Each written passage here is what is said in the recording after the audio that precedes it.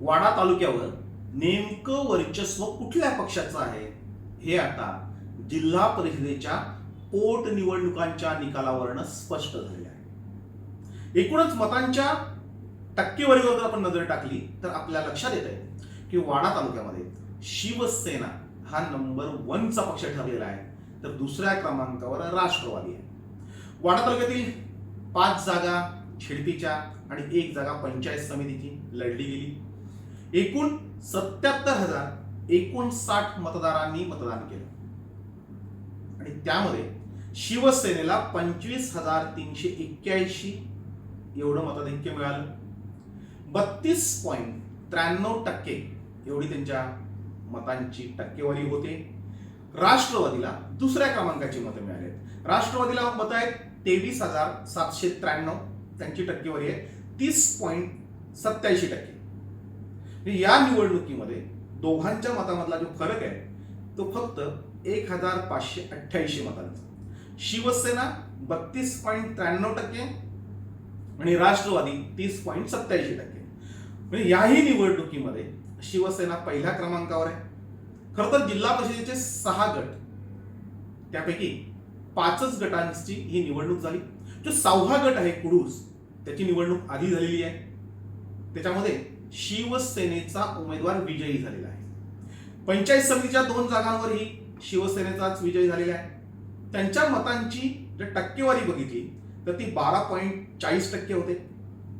म्हणजे मागची 12.40% एका गटाची आणि आता 32.93% म्हणजे एकूण 45.33% एवढी मतं ही शिवसेनेची वाडा तालुक्यामध्ये. आणि ही कुठल्याही राजकीय पक्षाची जर आपण महाराष्ट्रातली आकडेवारी बघितली, देशातली आकडेवारी बघितली, तर या टक्केवारीपर्यंत पोहोचू शकत नाही एवढ्या मोठ्या प्रमाणावर. सेकंड नंबरमधला जो फरक बघितला म्हणजे कुडूस आणि हा 5चा, तर तो ठरतोय 14.46%. म्हणजे राष्ट्रवादी आणि शिवसेनेमधल्या मतांचा फरक हा 14.46% ठरतोय. म्हणजे मी आधीचीही राष्ट्रवादीची आकडेवारी धरलेली आहे, आत्ताची ही आकडेवारी धरलेली आहे आणि पोटनिवडणुकीमधली ही आकडेवारी धरलेली आहे. त्याची एकूण जर टक्केवारी काढली तर राष्ट्रवादी आणि शिवसेनेमधला गॅप हा 14.46% म्हणजे खूप मोठा आहे. म्हणजे एकूणच वाडा तालुक्यामध्ये आता शिवसेनेचं वर्चस्व प्रस्थापित झालेलं आहे. सगळ्यात वाईट परिस्थिती झाली ती भाजपची. म्हणजे मागच्या निवडणुकीमध्ये शिवसेना 3ऱ्या क्रमांकावर फेकली होती, भारतीय जनता पार्टी ही 2ऱ्या क्रमांकावर होती, एकही जागा निवडून आली नव्हती, तर ही मतं चांगल्या प्रकारची मिळालेली नाही, ते 2ऱ्या क्रमांकावर टिकून होते. आता मात्र त्यांच्या मतांमध्ये प्रचंड घसरण झालेली आहे. 16,358 मतं मिळाली आणि त्यांच्या मतांची टक्केवारी आहे 21.22%. 3ऱ्या क्रमांकावर भाजप फेकली गेली, तर काँग्रेस मात्र थेट 6व्या क्रमांकावर फेकली गेली आहे. म्हणजे मनसेची मतं ही काँग्रेसपेक्षा जास्त आहेत अशी परिस्थिती आहे. 4थ्या क्रमांकावर बहुजन विकास आघाडी आहे. बहुजन विकास आघाडी एकच जागा त्यांनी लढवली होती आणि एकाच जागेवर 3,507 त्यांना मतं मिळाली आहेत. टक्केवारी 4.55%. त्यांनी जर 6च्या 6 जागा लढवल्या असत्या, म्हणजे 1 पंचायत समिती आणि 5 छिडती, तर त्यांच्या मतांची बेरीज ही भाजपापेक्षाही जास्त झाली असती अशी परिस्थिती तालुक्यात दिसते. म्हणजे भाजपाला चांगला स्कोप आहे. एकच जागा लढवूनही ते 4थ्या क्रमांकावर आले. 5व्या क्रमांकावर ही मनसे आहे. 2,656 त्यांनी ही एकच पंचायत समिती जागा लढवली होती. म्हणजे मनसेलाही वाडा तालुक्यात चांगला स्कोप आहे. वाडीला त्यांना 3.44% मतं ही मिळालेली आहेत. एकाच मतदारसंघामध्ये 6 मतदारसंघामध्ये निवडणूक लढवली असती तर मनसेची आकडेवारी ही प्रस्थापित राजकीय पक्षांपेक्षा कदाचित ही जास्त असते. आता 6वा क्रमांक जो आहे म्हणजे अत्यंत दारुण परिस्थिती आपण ज्याला बोलतो, सगळ्याच्या सगळ्या उमेदवारांच्या डिपॉझिट जप्त त्याला आपण होणं म्हणतो, ते आहे काँग्रेस 2,527. सगळ्या जागा लढवून 6वा क्रमांक आणि 3.27%. म्हणजे ती बहुजन विकास आघाडी एकच जागा लढवते, मनसे एकच जागा लढवते आणि त्यांच्यापेक्षा खूप लांब दूरवर अशी काँग्रेस गेलेली आहे.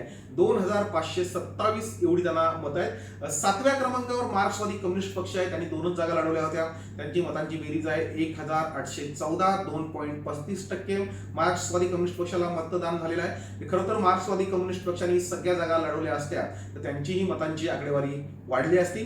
नोटा 8व्या क्रमांकावर आहे, म्हणजे नोटालाही चांगल्या प्रकारची मतं तालुक्यात मिळाली. 1579 मतं ही नोटाला आहे. 2.04% एवढी मतं वाडा तालुक्यामध्ये नोटाला आहेत. म्हणजे 1579 मतदारांना कुठलाही उमेदवार हा मान्य नव्हता. म्हणजे मनसेने एकच जागा लढवली, ती पण भाजपचा पाठिंबा घेऊन, तरीही त्यांना 4थ्या क्रमांकाची मतं मिळाली. काँग्रेसचं पूर्ण पानिपत झालंय. भाजपा खूप दूरवर फेकली गेली. म्हणजे राष्ट्रवादी आणि शिवसेनेच्या ती स्पर्धेतही नाहीये. बहुजन विकास आघाडीची ताकद वाढू शकते. शिवसेनेची जर बांधणी नीट केली असती, म्हणजे शिवसेनेची अवस्था ही वाडा तालुक्यामध्ये अत्यंत वाईट आहे. मागच्या निवडणुकीमध्ये हा पक्ष 3ऱ्या क्रमांकावर फेकला गेला होता. इथे शिवसेनेच्याच पदाधिकाऱ्यांनी, गद्दारांनी राष्ट्रवादीला मदत केली होती आणि त्याच्यामुळे राष्ट्रवादीच्या 4 जागा निवडून आल्या होत्या. शिवसेनेला 2च जागांवर समाधान मानावं लागलं होतं, त्याच्यामुळे त्यांची आकडेवारी घसरली होती.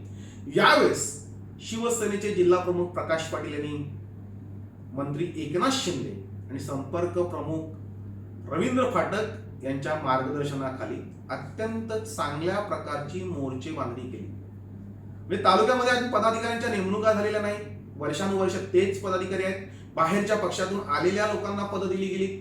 मागच्या निवडणुकीत ज्यांनी गद्दारी केली त्यांना पदं दिली गेली. त्यामुळे पक्षामध्ये प्रचंड मरगळ होती. म्हणजे एवढी मरगळ होती की निवडणुकीचा अर्ज भरायला कुठलाही उमेदवार तयार नव्हता. म्हणजे 5 उमेदवार लढवायला यांच्याकडे उमेदवार नव्हता, अशी शिवसेनेची वाईट परिस्थिती होती. 2 लोकांना म्हणजे 2 उमेदवारांना बाहेरून आयात करावं लागलं. गारगाव सारख्या जिल्हा परिषद गटामध्ये जिथे प्रतिष्ठेची निवडणूक केली होती तिथे वेळेवर फॉर्म भरलाय. म्हणजे अगदी धरून मधून ज्याला उमेदवार उभं करतात त्या पद्धतीने उमेदवार उभा केला गेला आणि त्याचा फटका तिथे गारगावमध्ये बसला. खरं तर गारगाव गटामध्ये एकही पदाधिकारी नाही, कुठल्याही पदाधिकाऱ्यांची नेमणूक झालेली नाही, नव्याने संघटनेची बांधणी नाही. सगळी शिवसेना ही राष्ट्रवादीमध्ये गेलेली आहे.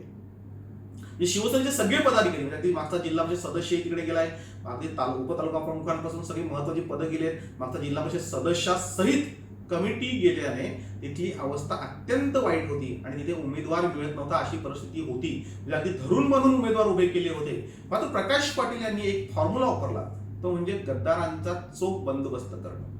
आणि गद्दारांचा चोख बंदोबस्त केल्याने शिवसेनेमधली मरगळ झटकली गेली, गद्दारांवर लक्ष ठेवलं गेलं आणि त्याच्यानंतर शिवसेना वाडा तालुक्यात नंबर 1 ला आली. म्हणजे खरं तर चांगल्या प्रकारे शिवसेनेची बांधणी झाली. जे निष्ठावंत कार्यकर्ते आहेत त्यांना पदं दिली गेली आणि जे गद्दार आहेत ते प्रत्येक निवडणुकीमध्ये पैसे खातात, प्रत्येक निवडणुकीमध्ये दुसऱ्या पक्षाच्या उमेदवारांना मदत करतात, अशांना तात्काळ हाकलून लावणं आणि शिवसेनेची तात्काळ चांगल्या प्रकारची बांधणी केलं असा प्रकार झाला. तर शिवसेनेची आकडेवारी जे आत्ताच्या एकूण टक्केवारीनुसार किंवा मागच्या 5 मतदारसंघांमध्ये किंवा 5 निवडणुकांमध्ये जे झालं ते सगळं बघितलं तर शिवसेनेची संख्या ही 65% जाऊ शकते. म्हणजे शिवसेनेच्या आसपासही दुसरे पक्ष नसतील अशी परिस्थिती सध्याच्या ह्या आकडेवारीवरून दिसते. म्हणजे कुठलीही बांधणी नसताना, उमेदवार धरून बांधून उभे केले असताना, अगदी उमेदवारांचं कुठलंही सामाजिक कार्य किंवा इतर कार्य कुठलंही दृष्टिक्षेपात नसताना ज्या पद्धतीने उमेदवारी दिल्या गेल्या आणि ज्या पद्धतीने शिवसैनिक लढले, निष्ठावंत शिवसैनिकांचा हा विजय होता. त्याच्यामुळे ही वाडा तालुक्यामध्ये 1ल्या क्रमांकावर आलेली आहे. राष्ट्रवादी शिवसेनेची आघाडी आहे. म्हणजे जिल्हा परिषदेमध्ये आजच्या घडीला शिवसेनेच्या 20 जागा झालेल्या आहेत, त्यामुळे शिवसेना ही 1ल्या क्रमांकावर आहे. शिवसेना आणि राष्ट्रवादीची जर वाडा तालुक्यातील मतं धरली तर ती 63.80% होतात. म्हणजे हे दोन्ही पक्ष सत्तेत आहेत. पंचायत समितीमध्ये सत्ता आहे आणि त्यांच्या आसपासही आता तिसरा पक्ष नाहीये. म्हणजे 63.80% दोन्ही पक्षांची मतं आणि तिसरा जो पक्ष आहे त्याची मतं आहेत 21.22%. म्हणजे एकूण जर परिस्थिती आपण जर बघितली तर दुसरे पक्ष वाडा तालुक्यामध्ये शिल्लक राहतील की नाही अशी परिस्थिती आहे. आज राष्ट्रवादीकडे 3 जिल्हा परिषद आहेत, शिवसेनेकडे 3 जिल्हा परिषद आहेत. म्हणजे समसमान अंतरावर जिल्हा परिषद आणि च्या जागा ज्या 6 पैकी 3 जागा आहेत. पंचायत समितीमध्ये मात्र राष्ट्रवादीच्या 4 आणि शिवसेनेच्या 6 जागा झालेल्या आहेत. म्हणजे इथे शिवसेना वरचढ ठरलेली आहे. 12 पैकी 2 जागा त्या फक्त भाजपाकडे आहेत. म्हणजे 6 शिवसेना, 4 राष्ट्रवादी आणि 2 भाजप अशी पंचायत समितीमध्ये परिस्थिती आहे. वाड्याची नगरपंचायत ही शिवसेनेकडे आहे आणि अर्ध्या अधिक तालुक्यातली ग्रामपंचायती याही शिवसेनेकडे आहे. म्हणजे शिवसेना सध्या वाडा तालुक्यातली नंबर 1 चा पक्ष ठरलेला आहे. वाडा तालुक्यामध्ये आता जी निवडणूक झाली त्याच्यामध्ये एकूण मतदारांची संख्या होती 96,709. एकूण 170 केंद्र होती. 5 जिल्हा परिषद गट आणि 1 पंचायत समिती गटामध्ये निवडणूक झाली. 170 अधिकारी काम करत होते. 935 कर्मचारी त्यांच्या सहाय्यासाठी होते. 425 पोलिसांचा चोख बंदोबस्त होता आणि त्याच्यामध्ये कुठल्याही प्रकारची गडबड गोंधळ काहीही झालेला नाही. म्हणजे पोलीस अधिकारी सुधीर संखे यांनी चोख बंदोबस्त वाडा तालुक्यामध्ये ठेवला होता. त्याच्यामुळे कुठलाही गुन्हा हा निवडणुकीच्या काळामध्ये घडलेला नाही. एकूण जे मतदान झालेलं आहे ते 79.68% एवढं मतदान झालेलं आहे. त्यामध्ये गारगावमध्ये 72.83%, मोजमध्ये 74.67%, आबिडगरमध्ये 69.94%, पालसाईमध्ये 71.51% आणि मांड्यामध्ये 70.87% मतदान झालं. म्हणजे मोज गटामध्ये सर्वाधिक मतदान झालेलं आहे. दुसऱ्या क्रमांकाचं मतदान गारगाव सारख्या अतिदुर्गम भागामध्ये झालेलं आहे. ते आहे 72.83%. म्हणजे गारगाव गटामध्ये ज्या पद्धतीची जनजागृती झाली, ज्या पद्धतीने पक्ष तुटून पडले होते, त्यामुळे मतदारांनी उत्साहाने भाग घेतला आणि तिथे मतांची टक्केवारी वाढली होती. नोटाला गारगावमध्ये 326 मतं मिळालेली आहेत. आबिडगरमध्ये 240. आता आबिडगरची परिस्थिती अशी आहे की नोटाला 240 मतं मिळालेली आहेत आणि भाजपचा उमेदवार अवघ्या 21 मतांनी हारलाय. म्हणजे शोकांतिक आहे. जर ही 240 मतं इकडे तिकडे झाली असती तर कदाचित निकाल वेगळे लागले असते. मांड्यामध्ये 280 नोटा आहे, पालसाईमध्ये 237 पालसाई, मोजमध्ये 222 आणि सापण्यामध्ये 274 अशी 1579 मतं ही नोटाला गेलेली आहेत. मार्क्सवादी कम्युनिस्ट पक्षाने 5 पैकी 2 जागा लढवल्या होत्या जिल्हा परिषदेला. त्याच्यामध्ये योगिता कडू या गारगाव गटातून होत्या, त्यांना 1055 मतं मिळालेली आहेत. आबिडगर गटामधून अंजली बाबर या माकपच्या तिकिटावर लढत होत्या, त्यांना 759 मतं मिळालेली आहेत. 1814 एवढी माकपच्या मतांची बेरीज होते. मनसेने एकमेव जागा सापने लढवली होती. तिथे कार्तिका ठाकरे ह्या उभ्या होत्या. मागच्या वेळेस त्या निवडून आल्या होत्या. यावेळेस मात्र त्यांना बीजेपीचा सपोर्ट असूनही त्यांचा पराभव झाला. त्यांचा दुसऱ्या क्रमांकावर आल्या. 2656 मतं त्यांना मिळाली होती. वंचित बहुजन आघाडीने एकच जागा लढवली होती आणि मांडा गटामध्ये मात्र त्यांना मतं मिळाली 115. जिल्हा परिषद मांडा गटामध्ये बहुजन आघाडी, वंचित बहुजन आघाडी जी आहे त्यामध्ये संतोष थोरात हे उमेदवार उभे होते आणि त्यांना अवघी 115 मतं मिळाली. म्हणजे खरं तर वंचित बहुजन विकास आघाडीने पूर्ण मतदारसंघात निवडणुका लढवायला पाहिजे होत्या, मात्र एकाच मतदारसंघात निवडणूक लढवली, त्यांना अवघी 115 मतं मिळाली. बहुजन विकास आघाडीने मात्र मांडा हा जिल्हा परिषद गट लढवला होता. ते संतोष बुकले यांना 3507 मतं मिळाली. ते 3ऱ्या क्रमांकावर फेकले गेले. काँग्रेसने 5 पैकी 5 जागा लढवल्या होत्या. त्यांच्या मतांची एकूण बेरीज 2527 झाली आणि 5च्या 5 उमेदवारांच्या डिपॉझिट जप्त झाल्या.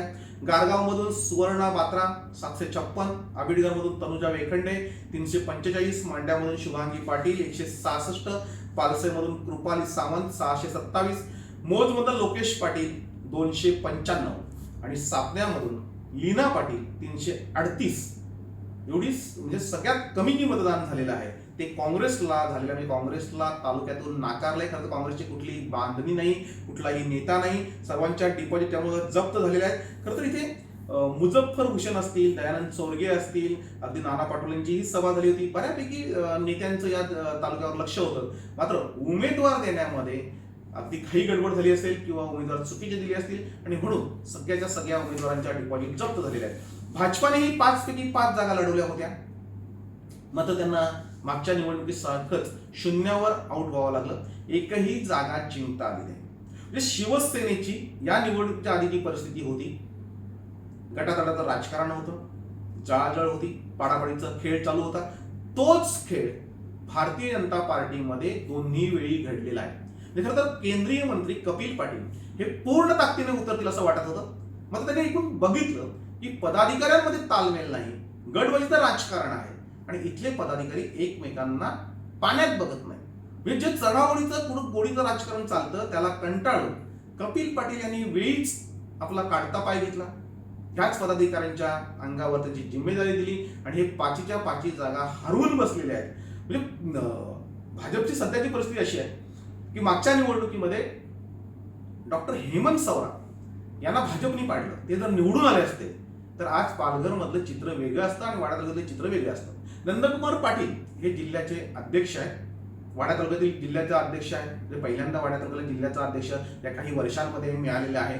याच्या आधी या तालुक्याच्या बाहेरचे जिल्हा अध्यक्ष होते. आता मात्र नंदकुमार पाटील वाडा तालुक्यातले आहेत.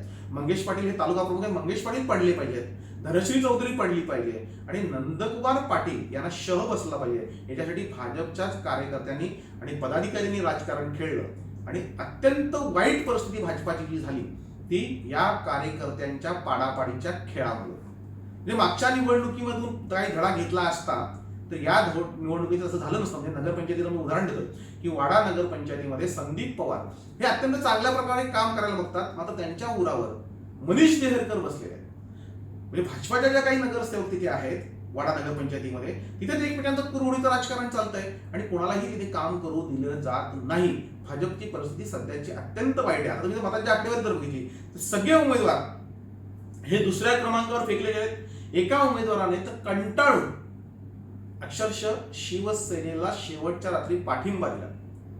सगळ्या उमेदवारांची परिस्थिती एवढी वाईट करून टाकली की निवडणुकीला त्यांना उभा केलं आणि पक्षाने कुठलीही रसद पुरवली नाही. पैसे पुरवायला पाहिजे होते ते दिले नाही. म्हणजे अक्षरशः तोंड घशी पाडणं आपण ज्याला बोलतो तसं या उमेदवारांना तोंड घशी पाडलं. उमेदवार फक्त रडायचेच बाकी राहिले. शेवटचे 2 दिवस हे उमेदवार फक्त रडायचे बाकी राहिले होते. अशी भाजपाची परिस्थिती होती. गारगाव गटामध्ये करुणा वेखंडे यांनी माघार घेतली होती, त्यामुळे त्यांना फक्त 280 मतं आहेत. आबिडघर मधून मेघना पाटील 21 मतांनी हरलेले आहेत. 3658 मतं त्यांना मिळाली आहेत. मेघना पाटील यांना जर भाजपने पूर्ण ताकद पुरवली असती, पूर्ण रसद दिली असती तर तिथे भाजपची सीट ही चांगल्या मतांच्या फरकाने निवडून आली असती. मात्र मंगेश पाटील यांची कोंडी करण्यासाठी तालुका प्रमुख पदावरचा जो वाद आहे तो राग या निवडणुकीमध्ये मंगेश पाटलांवर काढला गेला. भाजपापेक्षा इतर पक्षांची मतं ही मंगेश पाटील यांनी घेतली आणि अगदी चढाओढीचं जे ज्याला बोलतो अटीतटीचं आपण ज्याला राजकारण बोलतो ते राजकारण झालं आणि त्याच्यामध्ये 21 मतांनी फक्त त्यांचा पराभव झाला. मांडव गटामधून सर्वात प्रभावी उमेदवार होते राजू पाटील, मात्र त्यांचाही तिथे पराभव झाला. 3768 मतं त्यांना आहेत.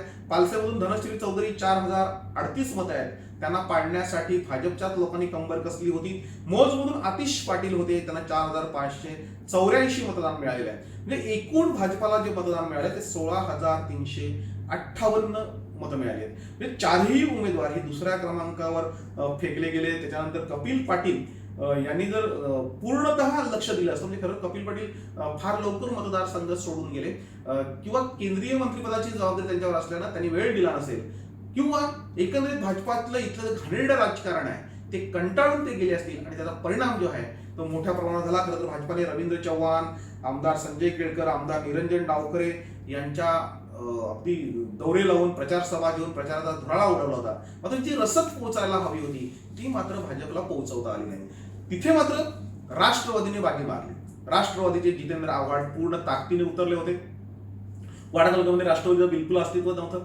मागच्या निवडणुकीमध्ये 4 जागा निवडून आल्या होत्या, त्याच्यापैकी 3 जागा तशाच्या तशा ठेवण्यामध्ये राष्ट्रवादीला यश आलं ते जितेंद्र आव्हाड यांच्या व्यूहरचनेमुळे. जितेंद्र आव्हाड यांनी पूर्ण ताकद वाडा तालुक्यामध्ये लावली होती. त्यांच्याबरोबर आमदार दौलत दरोडा आणि सुनील घुसारा यांनी आपली ताकद लावली. आमदार दौलत दरोडा यांच्या मतदारसंघातील 2 जागा तर सुनील घुसारा यांच्या मतदारसंघातील 1 जागा अशा जिल्हा परिषदेच्या 3 जागा जिंकण्यामध्ये त्यांना यश मिळालेलं आहे. पूर्णतः रसद जी आहे ती जितेंद्र आव्हाड यांनी चांगल्या प्रकारे पोहोचवली आणि त्याच्यामुळं 5 पैकी त्या 5 जागा ज्या लढवल्या होत्या त्याच्यामध्ये 3 जागांवर त्यांना विजय मिळवता आलेले आहे. 2 जागांवर त्यांचा नंबर जो आहे तो 3ऱ्या क्रमांकावर गेलेला आहे पालसे आणि मौजमध्ये.